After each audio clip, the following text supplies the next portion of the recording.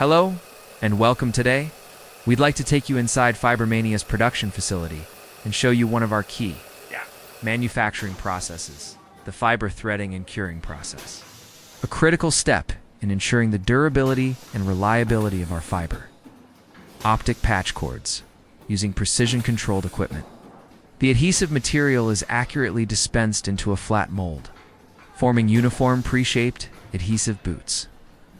This automated process ensures consistent dimensions, stable material quality, and high repeatability, which are essential for large-scale and OEM production. Next, our skilled production technicians carefully remove the pre-molded adhesive boots from the mold and thread them onto the end of each fiber optic pigtail.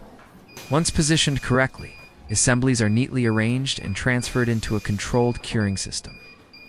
Inside the curing equipment, the adhesive material is exposed to a precisely regulated high-temperature environment.